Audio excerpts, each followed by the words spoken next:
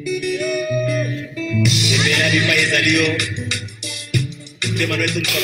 parce que nous célébrons le ressuscité. Alléluia.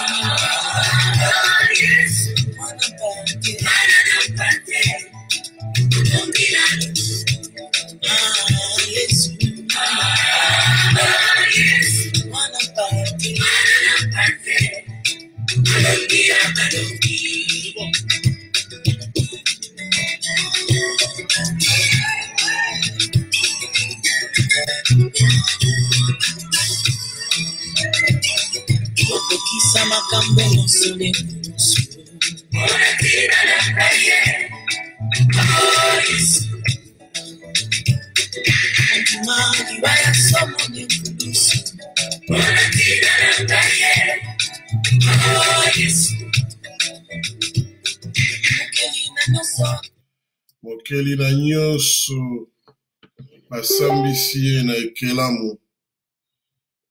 Celui qui est le roi des rois, celui qui est le créateur, a été jugé par la créature.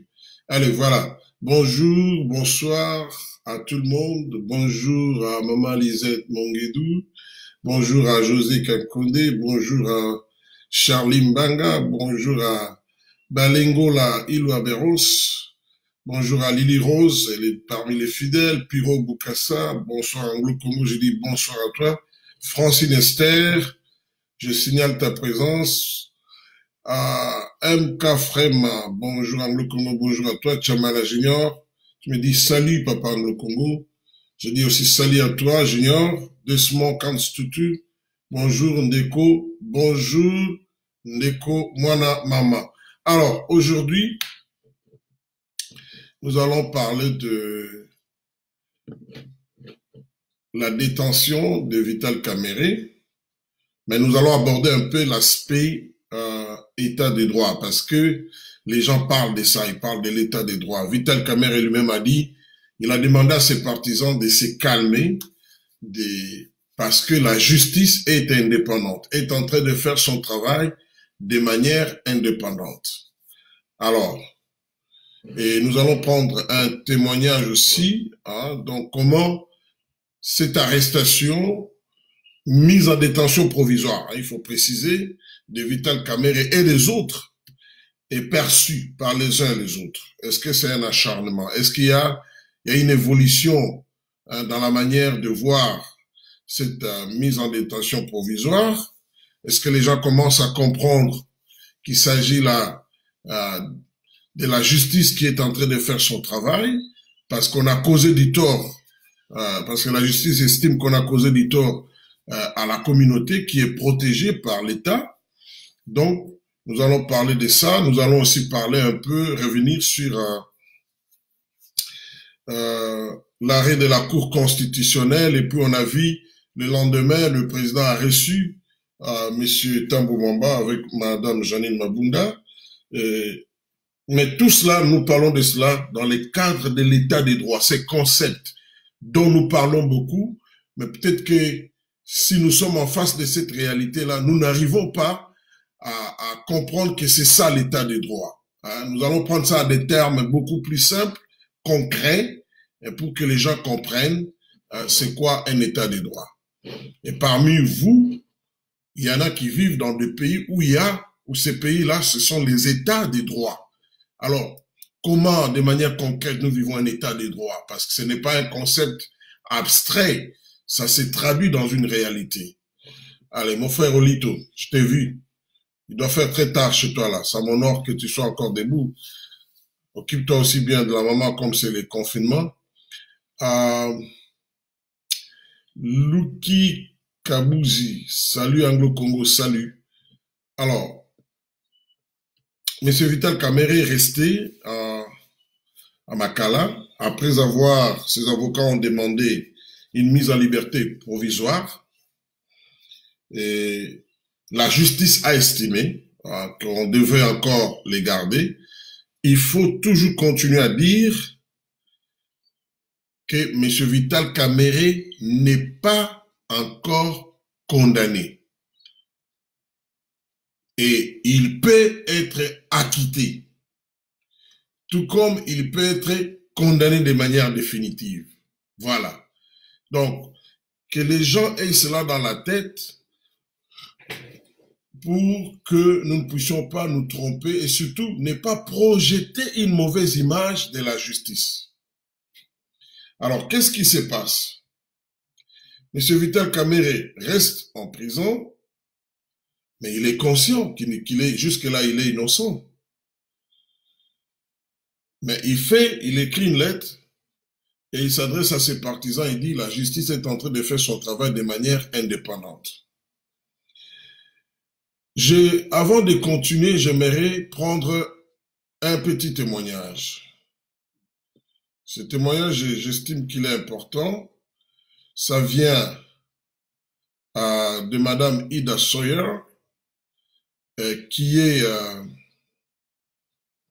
Madame Ida Sawyer, qui est une activiste des droits de l'homme. Elle est dans l'organisation Human Rights Watch. Elle a parlé un peu de ce qui se passe chez nous. Elle a encouragé, donc elle a apprécié, mais elle a souhaité que cela puisse continuer à toucher d'autres gens. Alors, voilà ce qu'elle dit. C'était le 14 avril. Elle dit, les arrestations de Vital Kamerhe, d'Urcab, du président Tshisekedi et de M.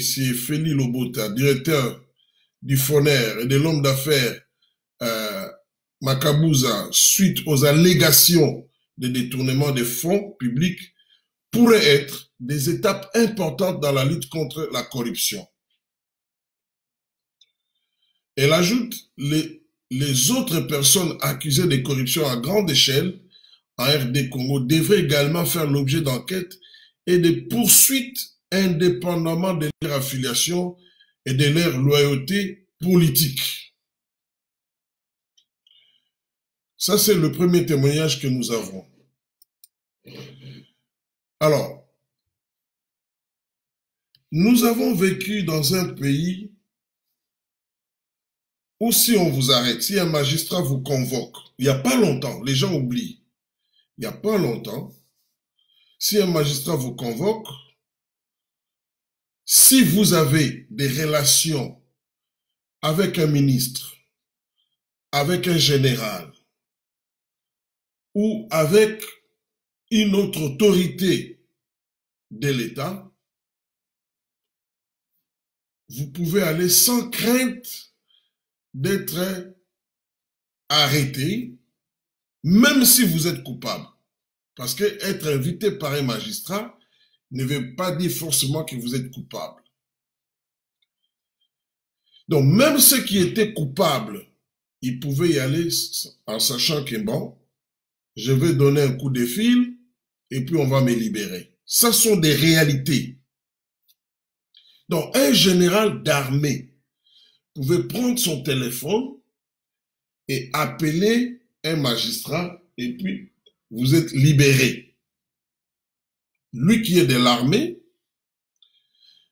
une affaire judiciaire, conduite par un magistrat, un général, Tango Fort, je peux en citer plusieurs, Baramoto, Nzimbi à l'époque de Mobutu, hein, pouvait prendre les téléphones et appeler un magistrat et puis l'affaire est close, c'est fini. Si vous aviez des relations avec les chefs de l'État, déjà le magistrat lui-même aura du mal à vous convoquer. Il y a des magistrats qui ont renoncé à poursuivre certaines personnes parce qu'ils savaient que tel est lié au chef de l'État ou il est responsable dans tel parti qui est au pouvoir ou dans telle plateforme. Maintenant, il y a une nouvelle réalité, je dis, elle est encore embryonnaire, mais c'est déjà une réalité qui se met en place et les gens ne comprennent pas, ils voient encore les individus. J'étais en train de parler avec un ami infirmier qui veut aller quelque part faire quelque chose chez nous. Il m'a posé une question, c'est un blanc. Il m'a dit, mon frère, parle-moi un peu de chez vous, comment sont les relations entre les citoyens et l'État congolais. Je lui ai dit, oh, ça c'est une question pertinente. Je lui ai dit, tu vois ici, dans votre pays, quand tu traites avec l'État, qui est représenté par un officier de l'État, un fonctionnaire, en réalité, tu ne traites pas avec cet individu-là. Tu sens que tu traites avec une institution. Mais chez nous, ce n'est pas vraiment le cas. Quand tu traites avec l'État, l'homme qui est en face de toi, ou bien celui que tu connais qui est dans le système étatique qui est élevé, a plus de pouvoir que les lois même de l'État. Je voulais être franc avec lui, parce que je me disais, bon, il sera peut-être témoin de certaines choses. C'est un investisseur en fait. Il m'a dit, tu as raison. Il y a un ami qui a eu à travailler en Afrique, particulièrement au Niger. Il m'a dit que quand vous allez dans beaucoup de pays africains, ce sont les individus qui ont plus de pouvoir que l'État. Maintenant, qu'est-ce qui arrive? J'ai l'impression que M. Félix Tshisekedi, qu'on qualifie, l'actuel chef de l'État, qu'on qualifie de faible, par les uns et les autres, même par les gens de son parti parfois, même par ceux qui sont contre lui, c'est parce que nous sommes encore dans la mentalité de l'homme fort. Quand il disait la justice va faire son travail, nous on voulait le voir qu'il dise seulement un mot qu'on arrête telle personne. On va, on l'arrête, on le met les menottes, on le présente devant la télé parce que le président parlait. C'était ça le système avec Kabila, c'était ça le système sous Mobutu. On a grandi dans cela et c'est une image qui est bien installée en nous, si bien que quand nous parlons d'un chef, nous voyons l'homme fort. Le président de la République, bien qu'on l'appelle le magistrat numéro 1, ce n'est pas lui qui arrête les gens. C'est la justice qui arrête les gens en fonction de la loi. Le président n'a pas ce pouvoir-là. Même s'il donne l'ordre qu'on arrête une telle personne, donc en tant que chef du gouvernement, en charge, qui est responsable du ministre de la Justice, mais le système judiciaire ne pourra arrêter la personne que si la personne a violé la loi. Si la personne n'a pas violé la loi, la personne peut être arrêtée de manière provisoire, mais s'il s'avère qu'il est innocent, bien que le président avait dit Bobo Kayen en prison, on va le libérer. Maintenant, pour beaucoup d'entre nous, on voit cela comme une faiblesse. Ah,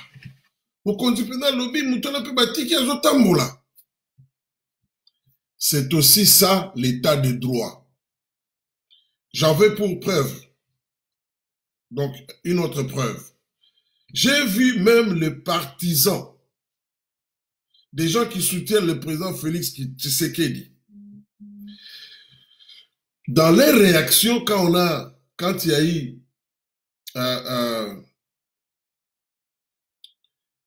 y a eu cette polémique entre, disons, quand Tamboumamba parlait, les gens disent, est-ce qu'il y en a pour Kabila, est-ce que tu pouvais parler comme ça? Vous voyez que Kabila, ça, je parle des partisans même de Félix Tshisekedi. Donc vous comprenez que qu'on le veuille ou pas, la manière de faire de Kabila devient une référence. C'est-à-dire, on dit, bon, c'est comme quand on dit à Lingala, Bozo Monelaye. Moi, j'ai eu même déjà, mais Yépé, vraiment. Hein? On ne sent pas que c'est un chef. Mais regardez ce que le président Félix Tshisekedi a fait. Pourquoi les autres ne peuvent pas le faire à l'époque de Kabila? Parce que c'était l'homme fort. C'est lui, l'homme, en tant qu'individu, il avait plus de force que l'État. Mais voilà ce que le président Félix Tshisekedi a fait. Les autres sont en train de remettre en cause la constitutionnalité de sa décision. Il y a même le secrétaire, plutôt le président AI de son parti, Kabound, qui a dit, il livre le président en pâture. Oui, ça paraît comme ça. Mais la vérité, c'est quoi? Dans l'état de droit, le président, le premier ministre, les ministres ne sont pas exempts des critiques. Le problème, c'est qu'il ne faut pas que ce soit des insultes. Je ne dis pas que tant moment malfaisant, forcément, il exerçait ses droits. Même si, dans les faits, je vois que ses droits, en tant que chef d'une institution, parce qu'il n'a pas bien interprété la Constitution, il l'a fait sur base d'erreurs. Il a dit que le président violait la Constitution. Ce n'est pas, il peut le dire, mais sa parole ne remplace pas la décision de la Cour constitutionnelle. La présidence de la République du Congo, l'actuel, donc le président actuel, s'est gardé, ça m'a étonné. Il n'y a même pas un porte-parole qui a réagi avant. N'a rien dit. Elle est allée saisir la Cour constitutionnelle. Et la Cour constitutionnelle a donné les résultats au président de la République. Pour votre information, dans mes petites recherches, j'avais l'information que le président, tout en restant calme, il avait déjà la décision de la Cour constitutionnelle. C'est-à-dire, il jouait aussi, il dit, bon, ce n'est pas à moi de parler, ce n'est pas à mon institution. Il y a une institution. Même si l'autre va parler dans les médias, ça ne change rien. Il y a une institution qui a le pouvoir de nous départager. Je risque de lui jeter des fleurs, mais je constate qu'il a le respect de la Cour constitutionnelle, donc d'une institution autre que celle que lui dirige. C'est ça l'état de droit. Donc ce n'est pas lui, comme président de la République, qui devait appeler Tamouma pour dire « tais-toi ». Non. La Cour constitutionnelle. Et quand elle a parlé, Tamoumamba, il a fermé, comme on dit, il a fermé. C'est-à-dire le président de la République a donné de la valeur à l'institution judiciaire, donc à la Cour constitutionnelle. Ça se passe comme ça, même si les porte-parole pouvaient passer avant, ou garder le silence, même s'ils parlaient, ça ne changerait rien, ça mènerait seulement une polémique. Mais vous voyez, il s'est interdit de dire, mais si tu joues, non, ce n'est pas ça l'état de droit. il a laissé l'institution chargée de dire les droits de les faire. Comme ça, ce n'est pas lui. Ce n'est pas lui. En anglais, on dit, he is empowered. Donc, il a rendu le pouvoir à cette institution-là. Parce que ce pouvoir-là lui est dû. Si le président parlait, lui aussi, il allait commettre l'erreur de prendre la place de la Cour constitutionnelle. Il ne revient pas au président d'interpréter la Constitution quand il y a un conflit institutionnel entre les institutions. Chose que Tambo Mwamba aurait dû aussi faire. Quand le président a publié le décret portant état d'urgence, mais il est juriste, il devait prendre ce décret-là, aller saisir la Cour constitutionnelle pour dire, regardez, est-ce que la décision du chef de l'État est-elle conforme à la Constitution? Mais bien qu'en étant juriste, mais comme il n'est pas dans la mentalité de respect des institutions, de rendre le pouvoir à l'institution à laquelle le pouvoir est dû, il a voulu utiliser des moyens politiques et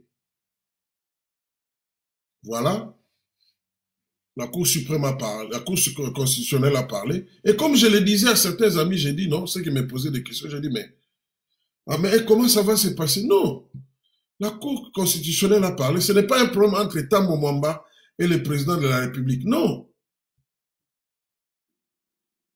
C'est ça l'état de droit. Les institutions doivent être fortes. Je vous donne une autre preuve qu'il y a quand même un changement. Et ceux qui vivent dans le pays où il y a l'état de droit, vous serez d'accord avec moi. On ne craint, même le roi belge, on ne les craint pas. On ne craint pas le roi belge, on ne craint pas le premier ministre. On les respecte dans le cadre de l'exercice de ses fonctions, c'est tout. Et lui aussi respecte les limites qui lui sont reconnues par la loi dans le cadre de l'exercice de ses fonctions. C'est ça l'état de droit. Vous pouvez vous lever le matin, vous commencez à critiquer Macron. Nous le voyons à la télé. Des gens qui les critiquent à la télé.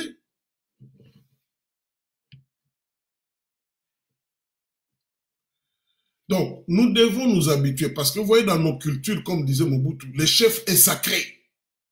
C'est culturel, hein? Même si nous avons adopté les modèles modernes de gouvernance de l'État, notre culture est encore en nous. Hier, j'étais en train de dire à un ami,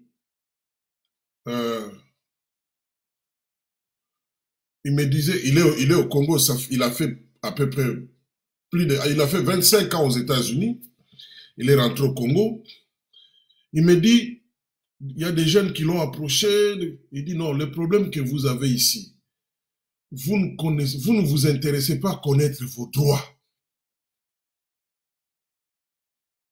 Quand vous voyez un chef, vous ne savez pas comment lui dire les choses selon vos droits, qui sont reconnus par la Constitution. Et moi, de lui ajouter, j'ai dit non, tu as raison mon frère, mais il y a un autre élément. Cette affaire d'état de droit n'est pas encore devenue une culture chez nous. Je lui dis, tu sais que nous, quand on grandissait, non, c'est d'ailleurs lui qui m'a dit, il dit, si on te dit, bon, toi demain, tu prends tes histoires, on va te déposer à l'internat qui sente. Tu n'as rien à dire comme enfant. Mais ce n'est pas le cas dans les pays des états de droit. L'enfant a le droit de savoir pourquoi lui doit aller à l'internat et que l'autre va rester, aller étudier et rentrer chaque jour à la maison. Il a le droit de savoir. Même s'il va obéir, mais au moins qu'il sache pourquoi. Qu'est-ce qui justifie cette décision? J'ai dit, nous, dans notre culture, dire non à un aîné, non. Tu dis seulement non. T. La lingala T. C'est comme une offense. Alors que dans le cadre de l'état de droit, c'est normal. Quelqu'un a le droit de dire oui ou non, même s'il est enfant.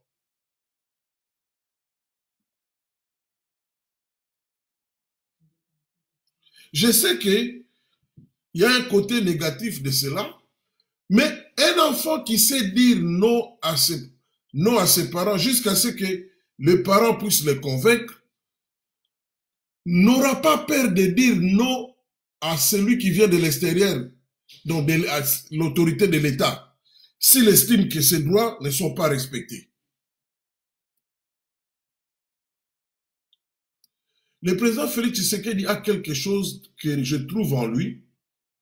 Je me dis, c'est aussi un occidental.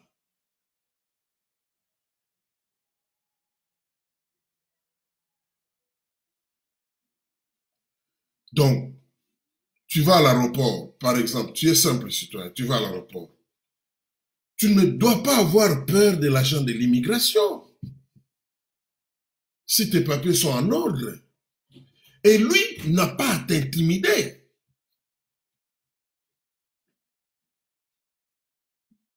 Tu ne vas pas là-bas en victime.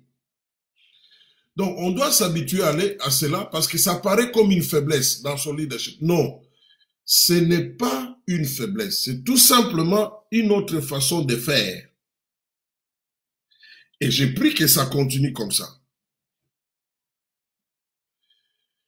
Est-ce que, imaginez, mettez, qu'on se souvienne, à l'époque de Mobutu, de Joseph Kabila, les types que vous voyez ici, c'est Baramos, ici c'est Baramos, les messieurs de Foner.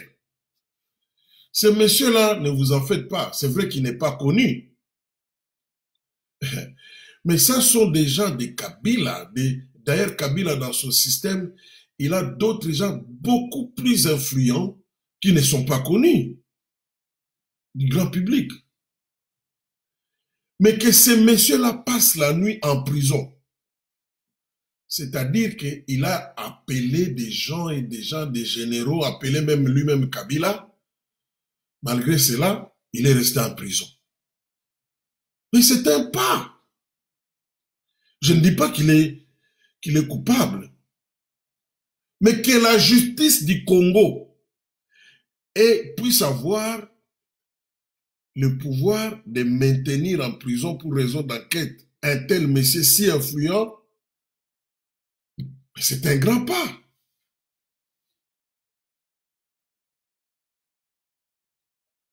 C'est un grand pas, je vous dis. Parce qu'il y avait des gens intouchables dans ces pays-là.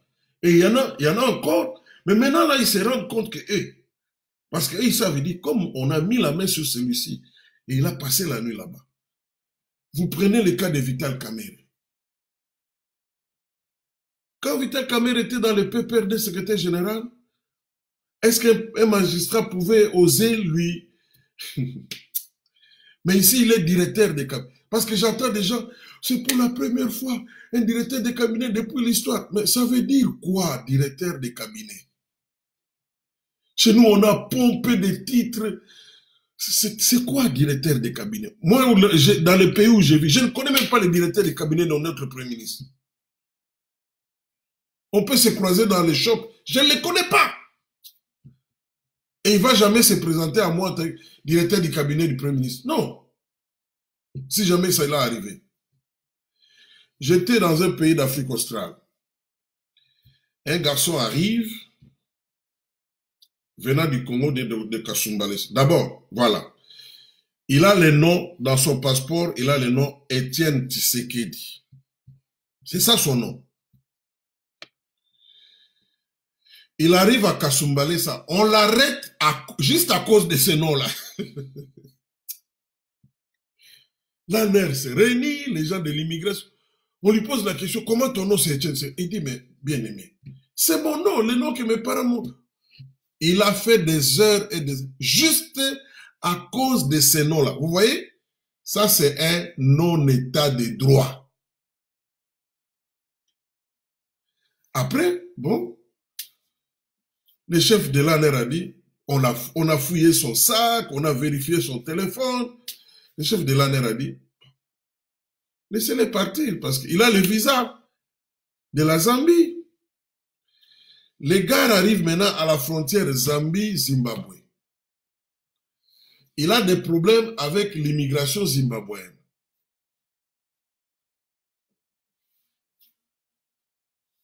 Il appelle quelqu'un pour qu'on appelle un général zimbabwéen.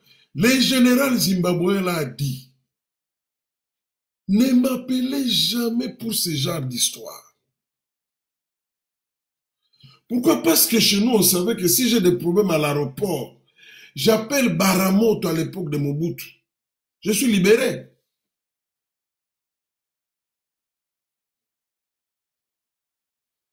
C'est quand je vous dis ce général zimbabwéen-là, ce n'est pas un petit général.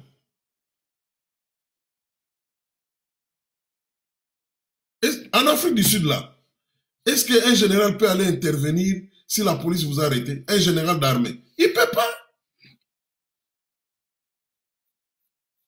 Il ne peut pas. C'est ça l'état des droits. Mais si nous, on verra, ah, général, on est faible, non, on a été mal habitués.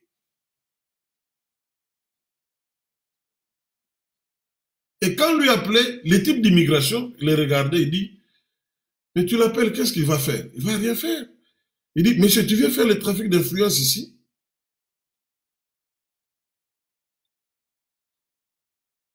Ou bien tes papiers sont en ordre, ou bien tes papiers ne sont pas en ordre. Tu n'as qu'à nous prouver que les papiers étaient en ordre. Mais il dit, tu n'as qu'à nous prouver que, à l'époque, on prenait les visas pour aller au Zimbabwe. Il dit, tu n'as qu'à nous prouver, nous dire où est-ce que tu vas exactement et quels sont tes moyens de survie là-bas. C'est vrai, tu as un visa, tout est en ordre, mais nous voulons voir ça.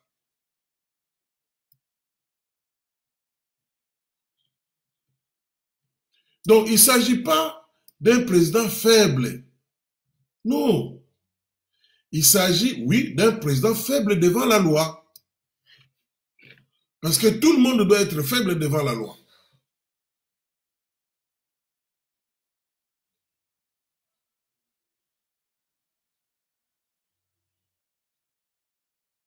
Tout le monde doit être... Même si tu es le petit frère du chef de l'État, c'est lui qui vient après lui. Ça ne vient rien dire. Tu es citoyen comme tout le monde. J'ai entendu une journaliste insister. Un directeur de cabinet. Et puis c'est une intellectuelle. J'ai dit, mais il y a un problème. There is something wrong here. Ça veut dire quoi, directeur de cabinet?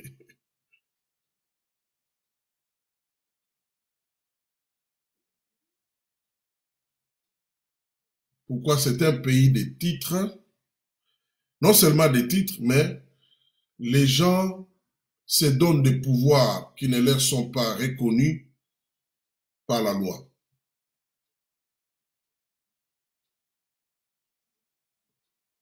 Et vous trouvez cela dans ceux qui vont au Congo, hein, vous trouvez cela partout. C'est pour cela que vous avez des véhicules. On a mis une affiche là. Hein, laissez passer, sénateur. Laissez passer, député. Laissez passer, magistrat. Mais finalement,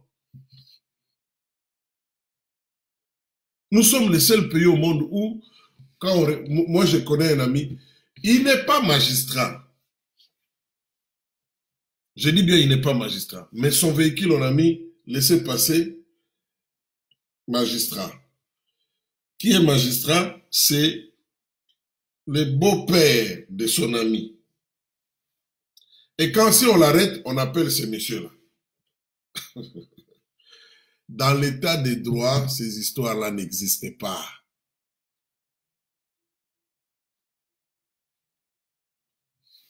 Tu es qui? Magistrat, mais tu es usager de la route. Je connais un monsieur à Kinshasa. Le cortège de Matata Ponyo vient prendre le sens contraire. Et finalement, il cogne un peu le véhicule de ce monsieur-là. Il va à l'hôpital, il dépose le véhicule, il laisse les histoires, il dit, je vais à la primature. Ces gens, ici, il faut qu'ils respectent les gens sur la route. D'abord, eux, lui c'est l'autorité, il prend le sens contraire. Vous connaissez ces histoires-là à Kinshasa. Maintenant les autres disent, ah non, docteur, laissez, ça va chercher des problèmes. Vous voyez la mentalité? Non, il dit, moi je vais là-bas. Il va là-bas, il rencontre un conseiller, il lui explique, il dit, voilà, mon véhicule, regarde ce qui m'est... Vous savez que Matata Tampogno l'a appelé, il s'est excusé, et ils ont pris ça en charge.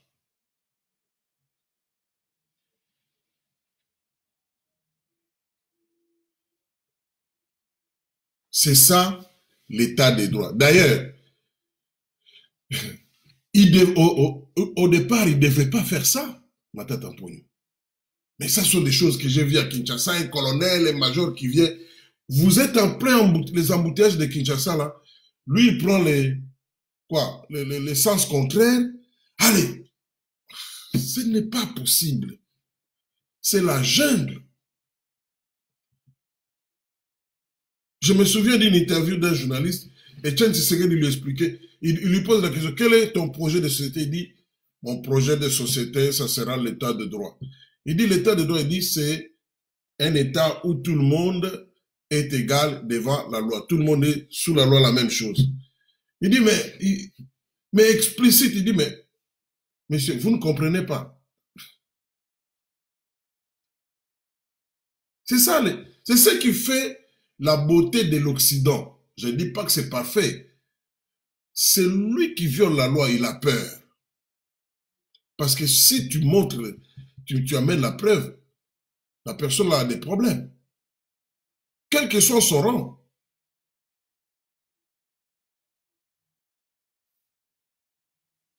J'ai vu à Kinshasa, en 2018, là, quelqu'un passe, en 2017, quelqu'un passe qu'il veut, il faut qu'il passe. Nous sommes en plein embouteillage.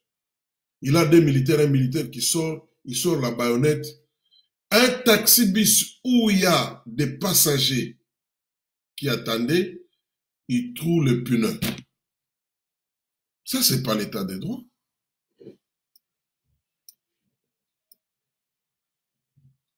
L'état des droits, c'est là où tout le monde est faible devant la loi. C'est la loi qui prime. Donc, ce monsieur-là, Baramos, si c'est Baramos de Foner, il est là-bas, il va répondre. S'il a mal géré les fonds, même s'il a des relations avec Kabila, parce qu'il en a, mais il doit répondre. Et ça, que ça se fasse au Congo, mes frères, c'est quelque chose à encourager, c'est quelque chose à accompagner. Ne soyons pas comme des juifs qui attendent le Messie quand il est né, ils ne le reconnaissent pas. Il va aller ailleurs, hein.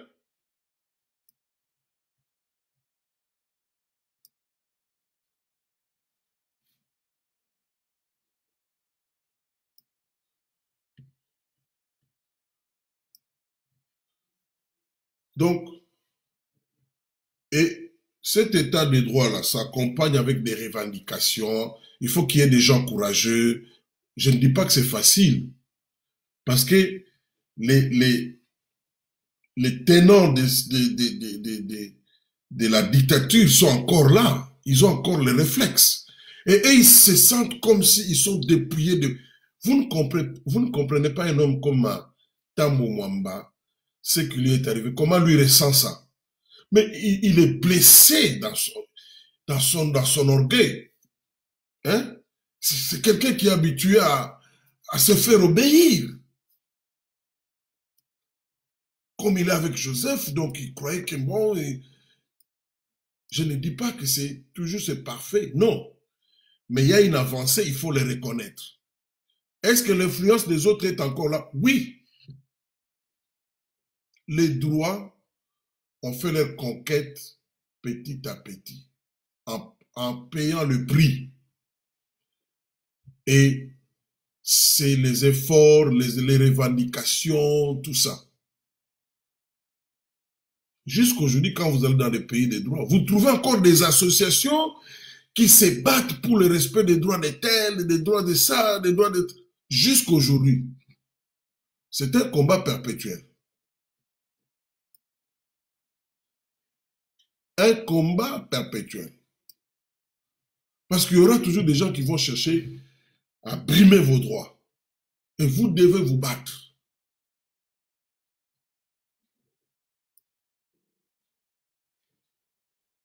Mais quand il y a un début comme ça, quand il y a un embryon comme ça, mais faisons que cet embryon devienne un enfant.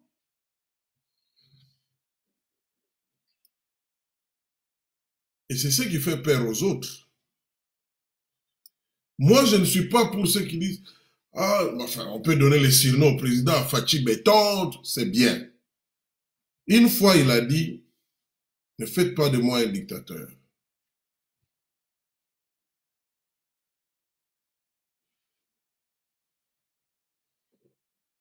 Moi, j'ai vu, moi, un chef d'État, d'ailleurs, il est qualifié comme des dictateurs, Mugabe, entrer dans un shop comme tout le monde. On a sorti personne du shop. Ceux qui entraient, il est venu et il s'est mis comme il y avait, on avait rabaissé le prix. On avait fait les sels. Je ne sais pas qui lui avait pris, qui lui avait appris que non, là-bas on a baissé le prix des costumes. Le président du Zimbabwe à l'époque, Mugabe fut un dictateur. Il est venu au shop. Il est entré, il a trouvé qu'il y avait une petite, une queue là. Il s'est rangé. Ce n'est pas qu'on m'a raconté. J'ai vu ça. J'étais avec un ami qui est entré dans les shops. J'ai vu Mugabe à l'intérieur. Bon, comme moi, je n'achetais rien, je suis sorti, je l'ai attendu dehors. Cet ami-là est au Canada maintenant. J'ai vu un jour un ministre que je voyais à la télévision. Nous sommes dans le fast-food à Nandos là. Bon, moi, je l'ai reconnu derrière moi. C'était pendant le lunch time. Je lui ai dit non, tu peux passer. Il dit non, non, non, non, non. Je t'ai trouvé ici, j'attends. Ministre, hein? Et c'est des choses que vous voyez en Afrique du Sud ici. Rien qu'ici en Afrique du Sud.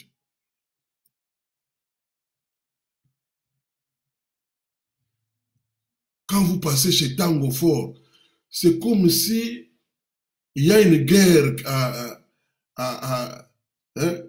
qui va commencer dans les 30 minutes qui suivent. C'est pas possible.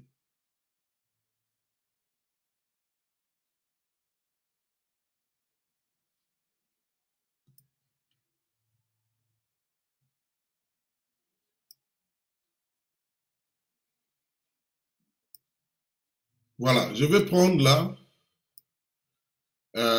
quelques commentaires. Donc, on doit comprendre, il faut que l'État devienne... Sentez la fierté du magistrat qui a étudié. Ils se sentent restaurer, ces magistrats-là.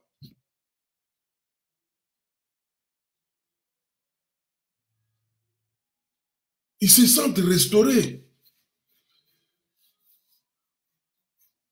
Ils se sentent comme les médecins maintenant. Bon, je suis devant un malade, je peux décider pour dire, bon, messieurs, on doit vous opérer. Parce qu'il y a des gens, il a étudié le droit, il est magistrat, il n'a jamais eu la possibilité d'appliquer la loi.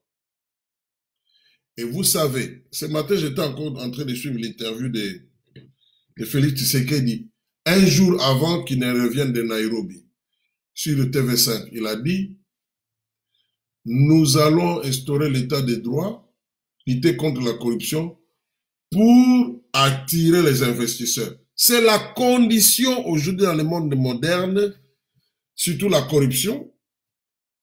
La Chine, elle a attiré les investisseurs. Pourquoi? Ce n'est pas un état de droit dans le sens de les libertés fondamentales sont respectées. Mais ils respectent leur dictature là, c'est-à-dire les lois qu'ils ont mis là, les lois liberticides là. Ils respectent ça. La corruption s'est combattue en Chine. Rien qu'à cause de cet environnement-là non corrompu, mais ils ont attiré toutes les entreprises de l'Occident vers eux. Et ça leur a profité.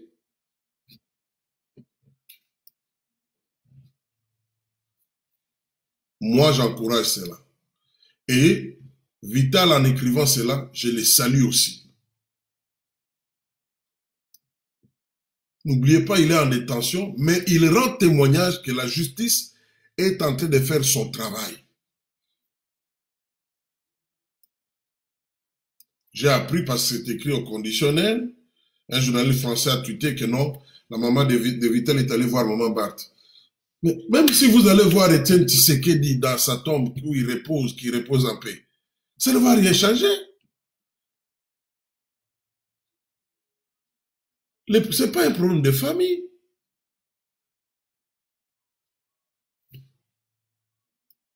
Si ça continue comme ça, je vous dis, beaucoup de gens, nous allons rentrer définitivement là-bas. Hein,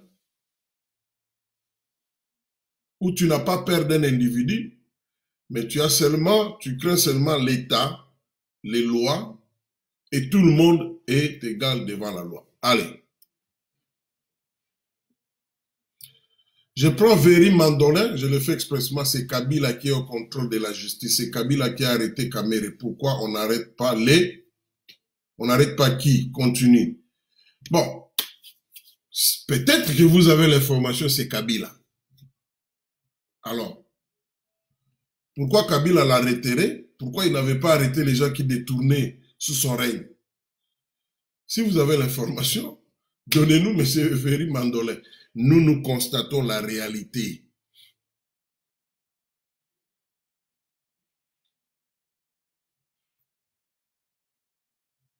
C'est pas Kabila qui a arrêté. Malheureusement, c'est pas Kabila qui a arrêté Kamere. Il a retiré comment? Parce que ce que Kamere fait, c'est ce qui se faisait sous son règne. Et les membres de sa famille même en sont des bénéficiaires, selon plusieurs rapports.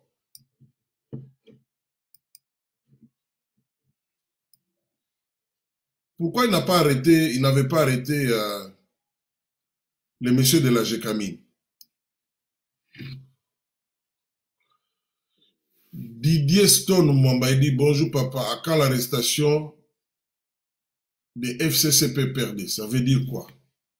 FCCP-PRD, on va les arrêter comment, Didier? On n'arrête pas les gens sur base de leur nom, de leur appellation, sur base des faits. Et puis, il faut qu'il y ait une plainte.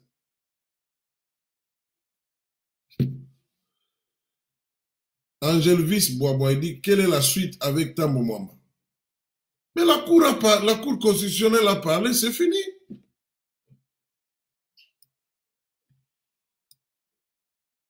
Lawyer Frédéric FBK dit, Baramo serait en liberté.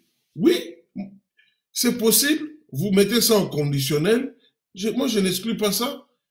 Il peut être en liberté si on estime qu'il n'y a pas un danger de fuite.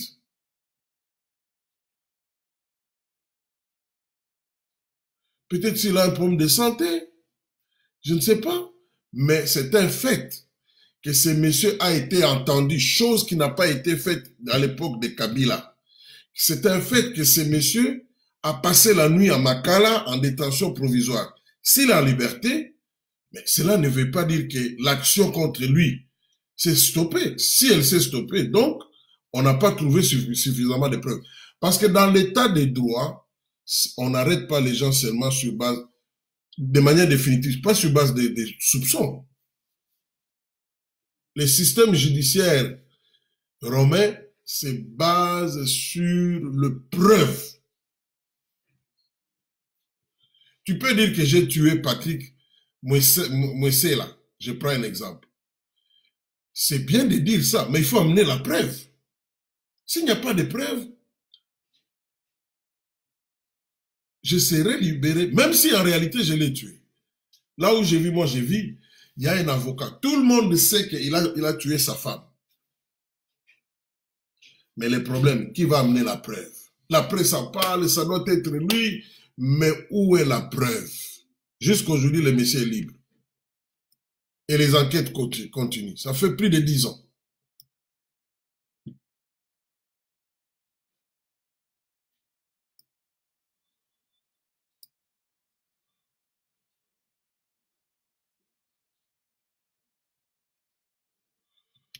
Patrick Moussel a dit, moi aussi j'avais rencontré Francis Nema au restaurant. Je ne sais pas, Francis Nema, je ne le connais pas. Hein. Il est qui? Explique un peu.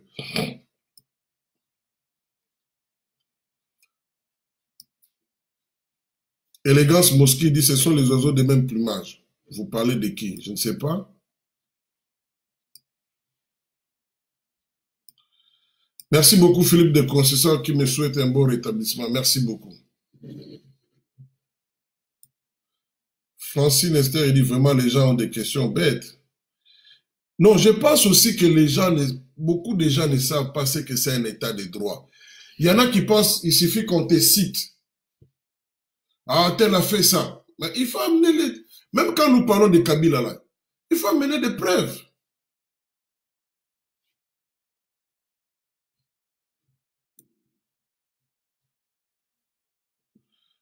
Pete Ngamoul, il dit non, Baramos still in Makala. En tout cas, aux dernières nouvelles, je sais qu'il est à Makala.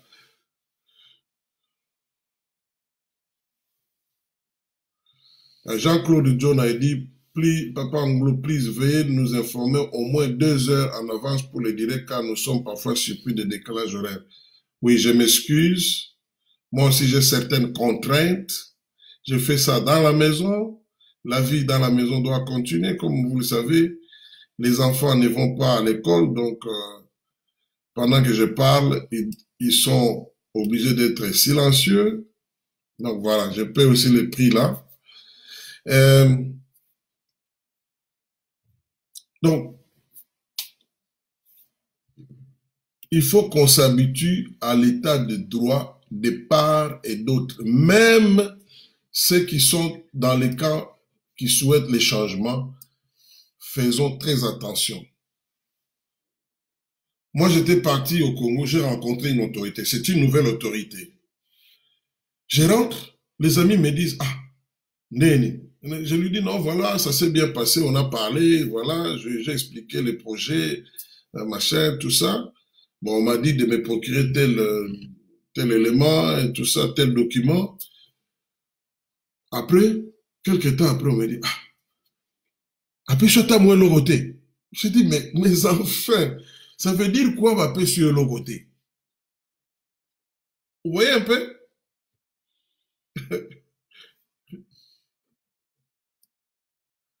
J'ai un ami qui avait amené des investisseurs. Des gens qui ont amené, je dis bien milliards. Pour qu'ils aillent voir une autorité, on leur dit, donnez-nous 20 000 $. L'ami là a dit, mais 20 000 $ de quoi? On va vous donner 20 000 $ sur base de quoi?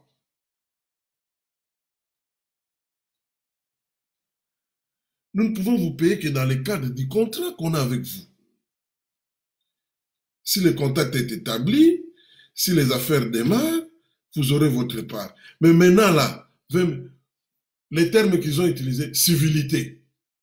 Ah, vous savez que je vous dis,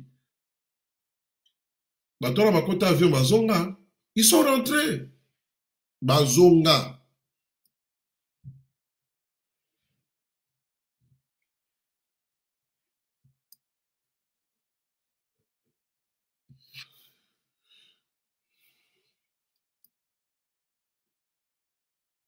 Dieu donné, comme on dit, Salim, on fait beaucoup de jours, j'ai manqué vos lives. Oh, sorry. Je suis désolé. Donc, c'est cette histoire d'état de droit, finalement, à un moment donné, ça risque d'être comme certains pensaient l'indépendance. Non. Et je parle ici, beaucoup de gens vivent dans des pays à l'état de droit. Ça dépend. Il y a la liberté, mais vous vous sentez en même temps responsable. Vous ne pouvez pas faire n'importe quoi. C'est ça l'état de droit.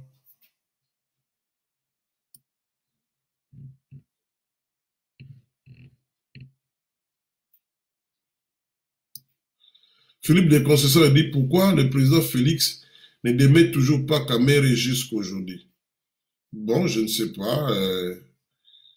Peut-être qu'il attend qu'il soit reconnu coupable de manière formelle, mais il a le pouvoir. Hein. N'oublie pas, comme tu fais bien de poser la question, il a le pouvoir. S'il estime que dans le cadre du travail, en tant que directeur de cabinet, il n'a pas bien travaillé, il a le pouvoir de le démettre.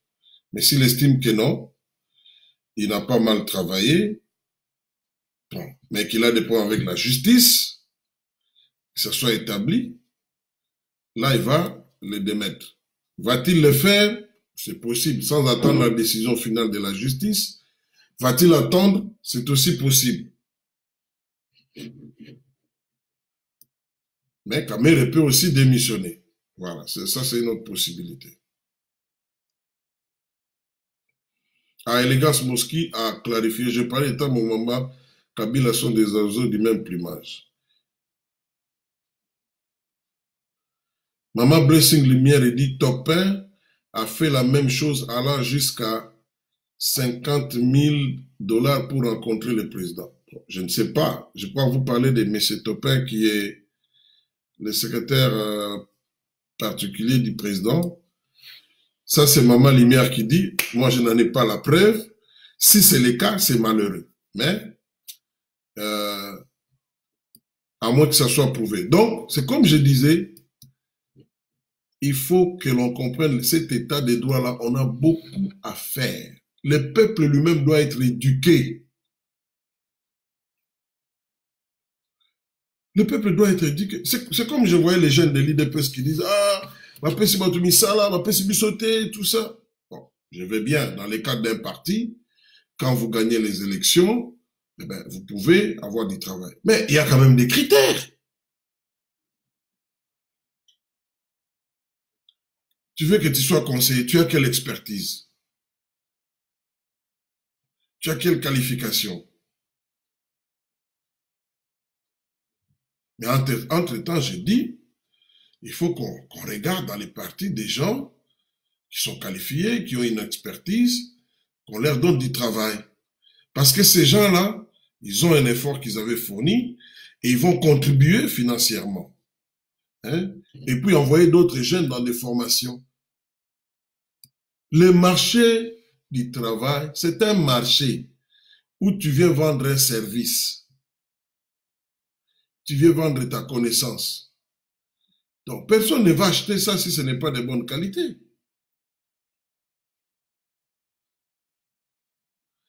Tout cela, on doit éduquer, les partis politiques doivent éduquer le militant, hein? On doit éduquer la population. Maman Lisette Lisa Monguedu dit, avec les ministres des Finances, les magistrats sauront avec précision qui a pris quoi. Oui, son invitation était nécessaire pour avoir pris plus de lumière sur le dossier de 100 jours. Oui, le ministre des Finances, c'est lui qui détient des preuves.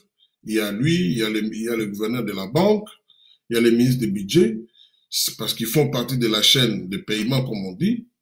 Donc, c'est eux qui ont des preuves de l'argent sorti de la caisse de l'État. Quand on l'aura entendu, ça va jeter plus de lumière sur ce dossier et je crois que ça sera déterminant pour la suite des dossiers.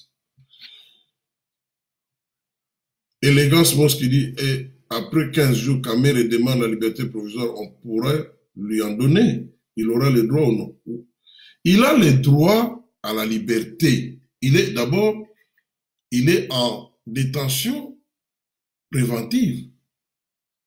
Il n'a pas encore perdu tous ses droits. C'est pour raison d'enquête. Donc après 15 jours, ses avocats ne manqueront pas de saisir l'opportunité pour chercher à obtenir la liberté provisoire. Mais encore une fois, quand vous lisez le code pénal, dans l'article qui se rapporte à cette matière, on dit que le magistrat, c'est lui qui apprécie en tenant compte d'un certain nombre d'éléments. Il est toujours directeur du cabinet du chef de l'État.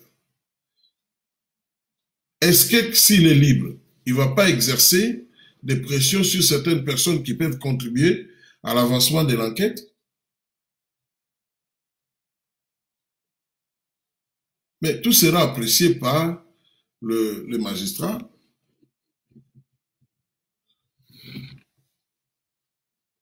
Lisette, Lisa Mongedou, nous serons décis si après toutes ces interpellations et convocations, personne n'est inquiété. Dans les cas contraires, nous nous réjouirons de l'éveil de la justice congolaise.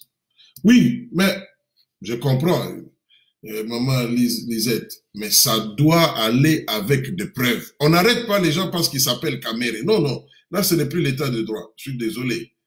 On n'arrête pas quelqu'un parce qu'il s'appelle Baramos, je ne sais pas qui. On arrête quelqu'un sur base de preuves. Des preuves qui corroborent les accusations portées contre la personne. C'est vrai qu'il y aura une déception, mais il faut que les gens sachent que c'est sur base de preuves. On ne va pas arrêter quelqu'un pour ne pas décevoir l'opinion. Non. Sinon, ça ne sera plus le droit. Kamer a dit que la justice fasse son travail et il sera blanchi. Donc, on attend. Freddy attendait le Toumba, il dit, he ought to be bailed out according to the law of the country. And the amount can be a lot of money. Oui, il peut donner ce qu'on appelle une caution pour quitter, il laisse, je ne sais pas combien, mais ça se calcule sur base des revenus, tout ça. Bon, a lot of money sur base de quoi? Je devrais traduire, j'ai oublié. Ça se calcule sur revenu officiel. Ce n'est pas sur ce que... Non.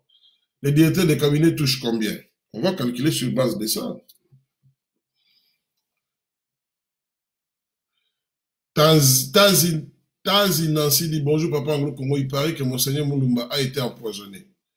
Bon, il paraît, hein, mais c'est pas, je ne crois pas que c'est le cas, à moins qu'il y ait une autopsie. Hein. Et ici, je profite, je voulais faire ça à la fin, mais comme vous avez cité les noms, je profite pour présenter mes condoléances à la famille éprouvée, et particulièrement au président de la République. J'ai rencontré Monseigneur Gérard. Ce que beaucoup de gens ont dit de lui quand vous êtes en contact avec lui, j'avais constaté aussi la même chose. C'est un homme qui est à l'écoute, il vous laisse parler, mais aussi un homme humble. Voilà. Je l'ai vu, même je l'ai rencontré chez lui à la maison, grâce à un ami. Il n'y avait rien d'extravagant, rien. En commençant par sa façon de s'habiller, le meuble, même la télévision qui était là, rien d'extravagant. Donc, j'ai vraiment rencontré un prêtre.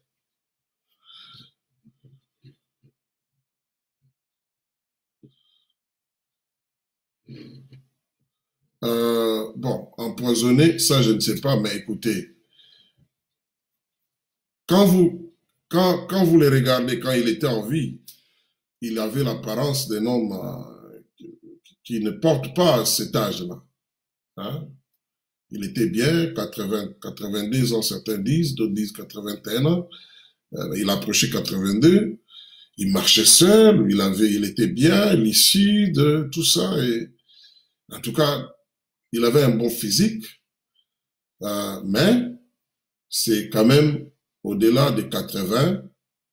Bon, quand on parle de coronavirus, à cet âge-là, s'il avait une autre maladie avant, écoutez, donc ça peut être fatal. Ça, ce n'est pas exclu.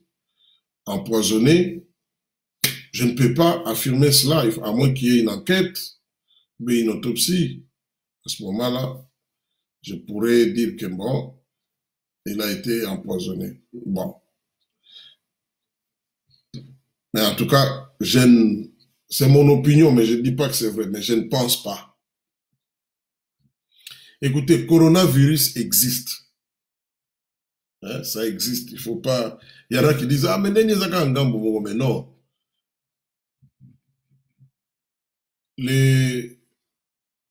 Ça dépend aussi des contacts que les gens ont. Tant mon maman avait son frère qui avait le coronavirus. L'ancien directeur de cabinet adjoint de Kabila avec coronavirus, il s'en est bien tiré. Hein? Il y a une maman du FCC qu'on avait enterrée. Hein? C'est une menace pour tout le monde, qu'on ne vous trompe pas. Même s'il y a d'autres gens hein, qui ne veulent pas se signaler, mais c'est une menace pour tout le monde. Les corps humains le même, des FCC ou je ne sais pas, des Cash ou de la Mouka, on est tous les mêmes. Hein? Bon, ceux qui pensent qu'on est en train d'empoisonner, il faut une enquête dans ce cas-là, et puis que ce soit prouvé. Maman Blessing dit, j'ai eu cette confirmation de la part d'une très haute autorité que tu connais bien et dont j'étais le nom ici, parce que j'étais à Kin à cette époque. Je l'ai moi-même rencontré, il m'a fait comprendre qu'ils étaient au courant de ce qui se passe. Bon, vous avez vos sources. Moi, je ne peux que respecter votre opinion. Hein, mais ça ne doit pas se limiter là. Il faut que l'on prouve. Il faut une enquête. Parce que si on est en train de supprimer la vie des gens par les moyens du poison, c'est un crime. C'est un crime. Et ça doit s'arrêter. Je dis bien si. Hein? Mais ne spéculons pas. Nous ne sommes pas des êtres éternels. J'ai vu les messages des membres de famille. Je n'ai pas vu une telle chose. Hein, ses nièces, ses neveux, voilà. D'ailleurs, pour vous informer, enfin, bref, c'est ça. Mais c'est aussi possible. Nous vivons dans un monde, cela est aussi possible. Donc, il faut une autopsie.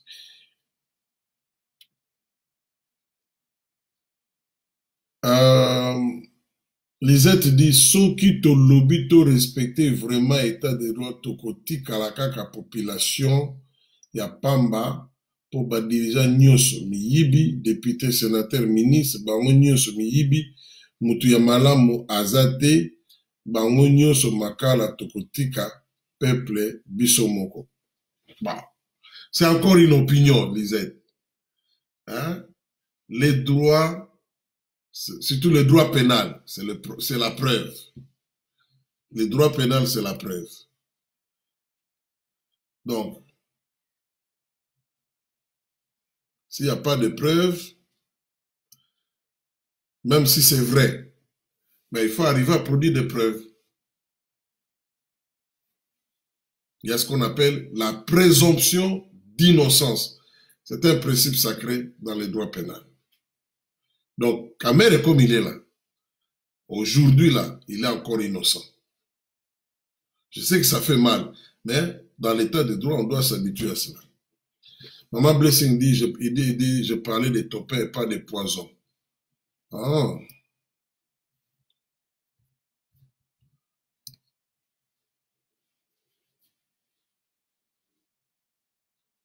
Alors, là, il faut que je rentre vers ça, que je voie ce que tu voulais dire pour lever le malentendu. C'est ce que je suis en train de faire là.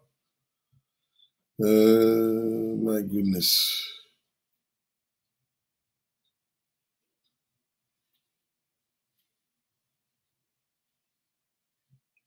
Je ne vois plus ça. Bon, en fait, tu as bien fait de corriger. Gagnons le temps. Ah, voilà. Angelvis Boisbois dit, est-ce qu'il y aura des conséquences pour Tambwe Mwamba, sachant que ce qu'il a fait, c'est l'outrage au chef de l'État? Bon, tu dis ce qu'il a fait, c'est l'outrage au chef de l'État. L'outrage au chef de l'État est défini par la loi. Donc, si au terme de la loi, réellement, il y a eu outrage, c'est qu'il y aura des conséquences. Hein? Il faut définir ça. Ce n'est pas... Non. Dire que le chef de l'État a violé la Constitution, ce n'est pas un outrage.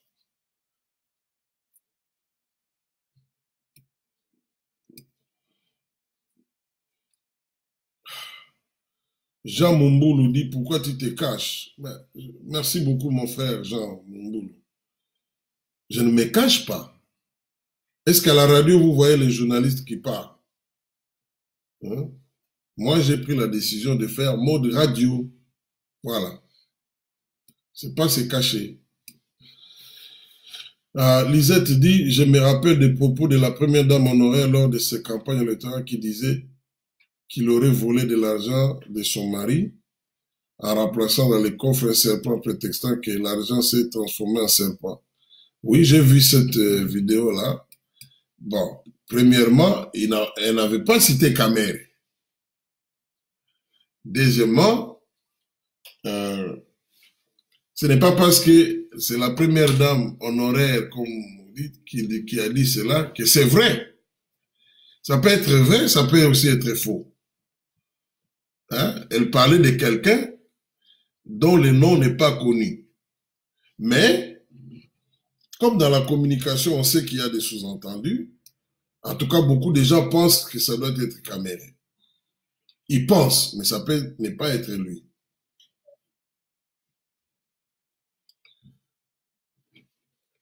Alors, Pete Ngamou lui dit, est-ce que tu es obligé de le voir?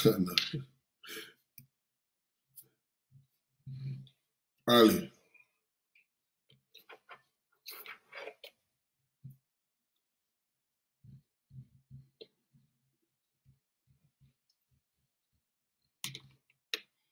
Je suis en train de remonter parce qu'apparemment j'ai raté d'autres commentaires.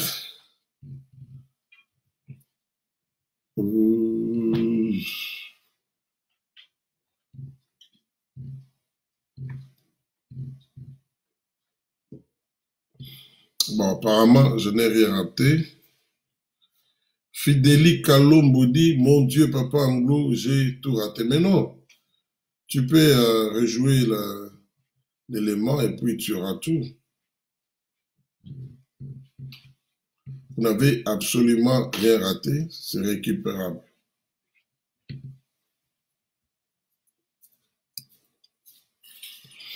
Jean-Pierre Kalonji dit, merci mon frère, nous avons le devoir d'éduquer notre peuple, pas seulement au Congo, mais plus encore dans la diaspora, malgré qu'ils vivent dans un pays. Malheureusement, ils ne savent même pas comment fonctionnent les institutions dans leur pays d'accueil. La preuve, vous l'avez, avec certains commentaires sur ce défi. Bravo pour ce noble travail. Notre pays a besoin de gens comme toi. Nous cheminons petit à petit à un état de droit. Ensemble, la main dans la main, nous y arriverons. Take care and be safe. Take care of yourself, also be safe.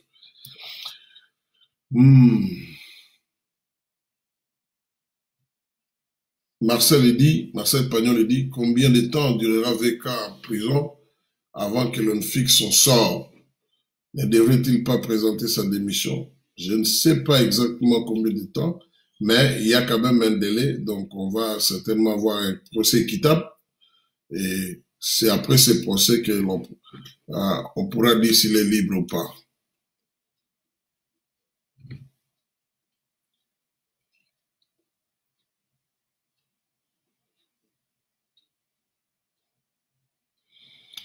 Allez, nous sommes pratiquement à la fin. Oui, maman, tu as corrigé, c'est vrai. La société libre, voilà, Angelvis Bobo dit, la société civile qui va alerte sur l'entrée de tout brander sur notre sol. Est-il vrai? Bon, j'ai lu cette alerte de la société civile. Apparemment, l'armée a fait un autre communiqué elle a démenti. J'ai appelé un ami qui pouvait en savoir plus. Et il m'a dit que ça pourrait être vrai, mais ce n'est pas comme on pense, que l'armée rwandaise a envahi le Nord Kivu. D'après cet ami-là, il dit qu'il y a la traque contre les FDLR. Hein, je prends ça aussi, je mets ça aussi en condition. La traque contre les FDLR qui est engagée par les FARDC, mais craignant que ces militaires-là ne se déversent dans leur fuite au Rwanda avec armes à la main, ils auraient fait une sorte de tenaille, donc c'est une tactique pour les empêcher d'aller au Rwanda. Mais ce qui est quand même étonnant, bien que la société civile a parlé, la Radio Kapi, qui est la radio des Nations Unies, n'a pas fait allusion à cela, et d'autres radios que nous suivons n'ont pas fait allusion à cela. Bon, voyons, attendons voir s'il y a des troupes rwandaises sur le territoire congolais. J'ai publié un article dans ce sens-là sur mon mur, un article de RFI. Lisette dit, avant d'akuna neve à Kimi, qu'est-ce qui prouve qu'il y a Aroki Maté? Bon, c'est ça.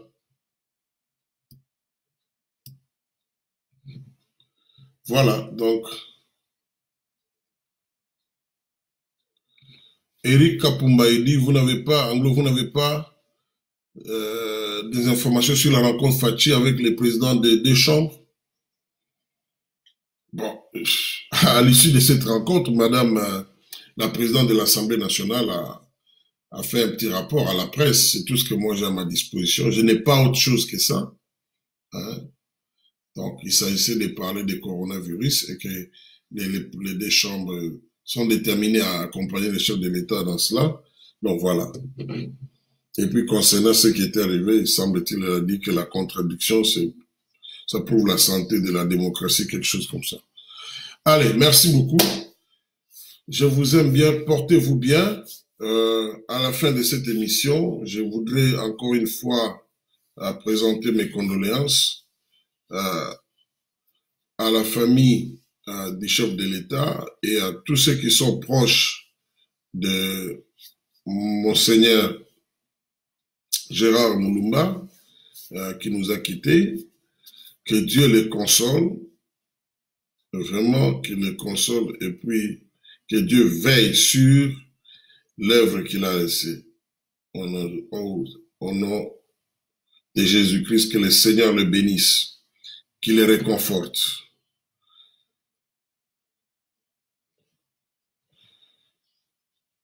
Lisette, Oyasuka Nadotanga Oyasuka. Lisette dit, Afungola misu trop de morts dans son entourage, Corona yango batu ya INC bazwaka, bazozwa tekaka ya IDPS. Il a perdu beaucoup de gens, mes condoléances. Bon, on ne souhaite pas la mort aux autres. Les gens ont liqué l'embatté. Donc, on va voir comment les choses vont aller. Mais je souhaite que Nabatu yango IDPS na INC bakufate. Allez, bye bye. Bonjour maman Tanzi Nancy, je vous laisse. Ah, non, sorry, tu saluais Lisette. Bozo pesa na bambota, donc, bobandotika moi, nini, moi droit. Ya bambote bo pesa na. Aujourd'hui, monsieur, au changer, bon, mon arabe, balandi pe moutanyonga. Bon, c'était pour blaguer. Que le Seigneur vous bénisse. Continuez à prier pour notre pays. Et, si vous êtes confinés, Nadia, je crois n'avoir pas lu. Nadia April Ofera Mayuma dit, il y a beaucoup d'innocents qui sont là-bas sans liberté provisoire. Pourquoi lui? Ah bon, c'est pour moi. C'est une question que Nadia pose. Hein? Allez, toutes les bonnes choses si vous êtes confinés, hein, profitez-en pour prier, pour méditer, hein, s'occuper bien des papas, des mamans, des enfants, pour ceux qui sont mariés. Voilà, ça va passer ce confinement ici. Nous allons sortir de cette situation et que Dieu nous garde tous. Bye bye. God bless you. Mungu amibariki sana. Kwaheri mwalimu.